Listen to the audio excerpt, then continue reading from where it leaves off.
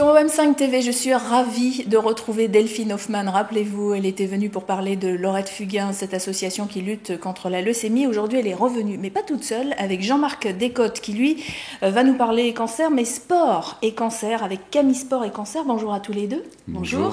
Alors, Camille Sport et Cancer, c'est quoi ?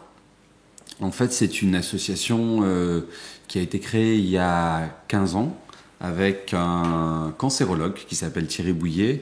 Et l'idée de base, qui n'a pas changé depuis cette époque-là, c'était de faire de l'activité physique et sportive à des personnes touchées par un cancer. Alors, ça semble normal, mais ça ne l'était pas. À l'époque où nous avons créé l'association avec Thierry, c'était même un peu regardé avec un certain amusement, puisque à l'époque on était vraiment parti d'une intuition qui était le fait que ça nous faisait du bien à nous, ça faisait du bien aux cancérologues, donc ils se disaient si ça me fait du bien à moi, il faut que ça va sûrement faire du bien à mes patients. Donc on a beaucoup travaillé pour comprendre comment on devait amener l'activité physique et sportive sur les patients, et on a eu la chance d'avoir un nombre... Quand vous dites ça, c'est amener le sport à l'hôpital.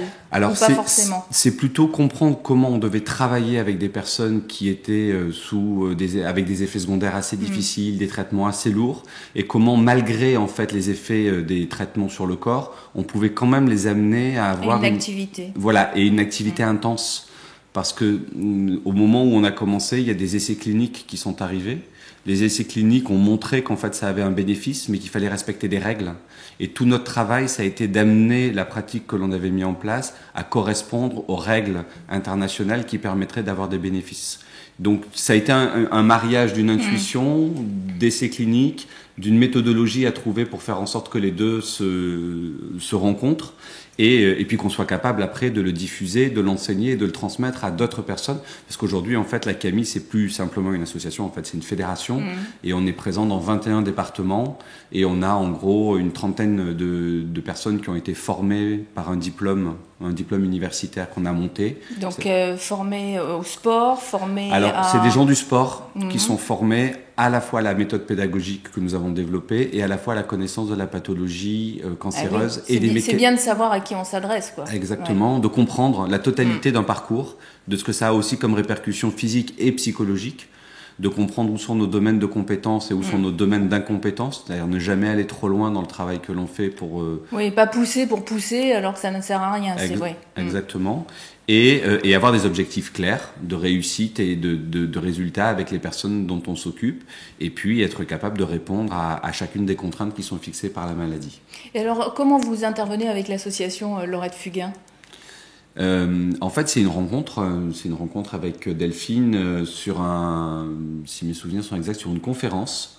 Et en fait, Delphine s'est dit qu'on n'avait pas le droit de réserver l'activité physique et sportive que l'on faisait simplement à des personnes qui avaient un cancer solide, mais qui n'avaient pas de raison que les gens dont elle s'occupait, donc qui étaient ceux qui étaient touchés par les cancers du sang, en hémato, ne bénéficient pas de cette pratique. Ben oui, au fond. Voilà, donc elle est, avec toute la détermination qui est la sienne et toute cette capacité de conviction qu'elle a, elle est venue nous voir et nous a clairement demandé de réfléchir à un projet où on interviendrait cette fois-ci non plus dans des séances collectives, mais bien dans des séances individuelles, à l'intérieur des chambres, pendant l'hospitalisation. Et en fait, elle a très vite trouvé quelqu'un qui était intéressé par le projet, qui s'appelle le docteur Emmanuel Raffou, avec le professeur Nicolas Boissel du service d'à côté, donc à Saint-Louis. Oui, parce que ça c'est important, c'est que les associations interviennent, mais qu'elles soient soutenues aussi, et même plus que soutenues, c'est-à-dire qu'il faut que quelqu'un à l'intérieur vous accompagne. Ça c'est essentiel. Ça a vraiment été le travail de Delphine, en fait. C'était tout l'enjeu du projet, en fait. C'était que les équipes de soignants nous aident non seulement à concevoir le projet, à le mettre en place, à l'adapter, puisqu'il y avait tout un travail spécifique à faire par rapport à ce que faisait déjà la CAMI Sport et Cancer en hématologie, et ensuite, effectivement, soit partie prenante de l'activité au quotidien.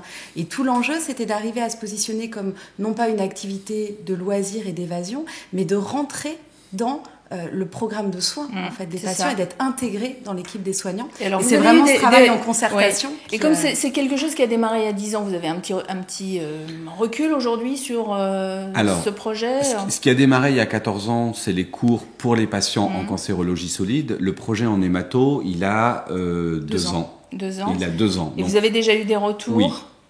Quels sont-ils, des patients ou des soignants ? On a des retours au niveau des patients et des soignants. Au niveau des patients, ce qui est très intéressant, c'est qu'on se rend compte que les 3 objectifs qu'on avait, à savoir leur faire comprendre que l'activité physique était importante pour eux, et notamment en cours de traitement, à savoir leur apporter un petit peu d'aspect ludique, de détente pendant leur hospitalisation, et également le fait de reprendre confiance dans leur corps, de changer le rapport au corps, qui n'est plus seulement le corps malade qui subit les traitements, mais le corps dont on refait un allié. Finalement, ces 3 objectifs, on s'est rendu compte que très vite, ils avaient été intégrés par les patients.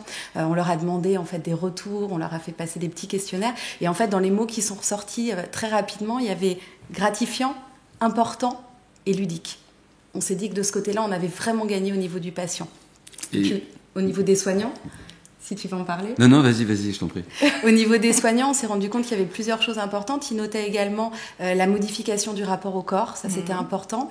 Ils ont également mis en avant que ça modifiait un petit peu les discussions qu'ils pouvaient avoir avec les patients, et la gestion de l'anxiété, notamment au moment de l'endormissement, quand ils avaient pratiqué. Finalement, ils étaient beaucoup plus détendus, ils avaient une bonne fatigue, donc ils s'endormaient beaucoup plus facilement. Et puis ça changeait les sujets de conversation aussi qu'ils avaient. Ils parlaient de la façon dont ils avaient pu pratiquer. Oui, tout n'était pas axé que sur la maladie, et là, soudain, on s'ouvre un peu à autre chose. Exactement. On pourrait même imaginer que demain, vous donniez des cours peut-être pas Camille Sport, mais quelqu'un d'autre vienne donner des cours de théâtre ou de maintien ou de chansons, justement aussi, parce que ça participe psychologiquement et mentalement à la guérison. C'est de penser à autre chose aussi. Alors, la question, c'est de savoir pourquoi on intervient auprès des patients. Donc, c'est pour leur bien-être. Alors, pas tout à fait. Dans notre cas, pas seulement, en fait. On a aussi une vocation à avoir un impact sur les capacités physiques et sur la modification métabolique. C'est-à-dire qu'en fait, les paramètres biochimiques qui se passent quand on est sous traitement ou quand on a des risques de mécanismes de prolifération des cellules cancéreuses. Aujourd'hui, on a des essais cliniques qui viennent montrer que le fait de mettre en place des programmes d'activité physique sous certaines contraintes ont des effets bénéfiques aussi sur le fait d'empêcher les cellules cancéreuses de pouvoir se nourrir, par exemple, de ce dont elles ont besoin pour pouvoir grossir. On va diminuer la toxicité des traitements, qu'on va diminuer la fatigue qui est liée aux traitements anticancéreux. Donc on a des vrais impacts sur le corps, et pour nous c'est devenu un objectif en tant que tel pour notre structure. C'est-à-dire qu'on n'est pas simplement là pour apporter quelque chose qui fait du bien, on va dire un bien-être.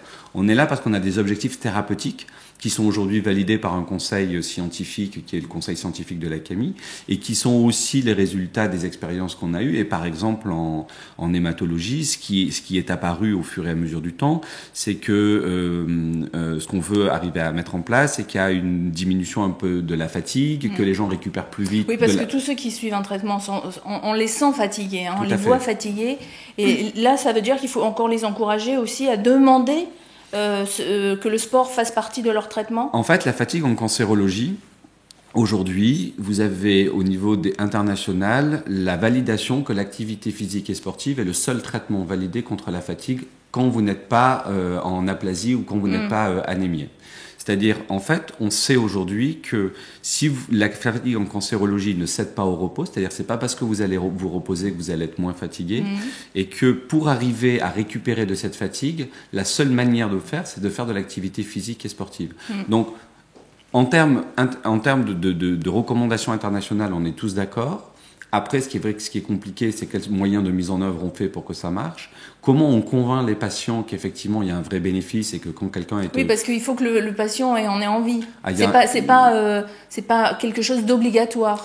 C'est très difficile de rendre l'activité physique et sportive obligatoire. On travaille beaucoup avec des psychologues, dont une personne qui est responsable des services de soins de support à l'Institut Gustave Roussy, qui s'appelle le docteur Saradoshi.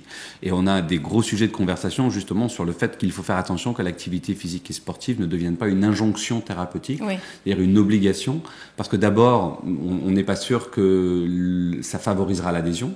Et puis ensuite, si ça devient un système de contraintes comme ça, on n'est pas sûr non plus que toute la transformation dont on a besoin dans la responsabilisation du patient et dans la volonté de vouloir s'approprier la pratique va avoir des effets, puisque quand on oui, est contraint...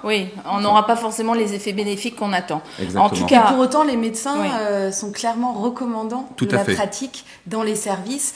Ils sont là pour en parler, pour expliquer que c'est important. Et puis maintenant, la présence des éducateurs est vraiment régulière, ce qui permet du coup aux patients d'avoir des contacts fréquents et puis de passer à l'acte. Voilà, donc quand on a des amis, quand on a de la famille qui est dans ce cas et qui ne connaît pas ce programme, eh bien parlez-leur de Camille Sport et Cancer, et puis peut-être qu'ils pourront le faire au sein, parce qu'on parle des cancéreux qui sont à l'hôpital, mais il y en a qui ont des traitements à l'hôpital et qui rentrent chez eux. Cela aussi, c'est important qu'ils le fassent. Donc là, il y a un programme aussi mis en place. En fait, oui, on a des cours en ville et on a des cours à l'hôpital. Et puis là, avec Delphine en hémato, on essaie de faire des suivis entre les gens qui rentrent à l'hôpital pendant les phases d'hémato, qui ressortent chez eux avant de revenir. Donc, on essaie de coordonner. En fait, aujourd'hui, notre vrai travail, et on travaille beaucoup avec Delphine et peut-être on va y arriver assez rapidement, on essaie de coordonner en fait le parcours de soins du patient dans les programmes d'activité physique et sportive. Voilà. Et alors, on va terminer avec votre phrase. Parce que ensemble... Ah, vous la connaissez pas? Si, parce qu'ensemble on est plus fort. Bon, j'ai eu peur. Bien sûr. Parce qu'ensemble on est plus fort, effectivement. Ouais. Donc merci à Delphine Hoffmann qui est revenue et qui représente Laurette Fugain, l'association qui lutte contre la leucémie. Et merci à Jean-Marc Descotes qui est venu aujourd'hui nous parler de Camille Sport et Cancer. Si vous voulez plus d'infos, on vous donnera toutes les informations. Sinon, il y a la page Facebook, les pages Facebook et les sites web. Et on vous redonnera bien sûr tous ces sites, tous ces liens sur notre page à nous ou sur la page de l'émission. Et autrement, on vous rappelle notre site www.om5.fr pour ceux qui n'auraient pas le câble ou bien qui n'auraient pas les box. Vous savez, on est présent sur les box, nous. Merci à tous les deux. Merci beaucoup. Bonne journée.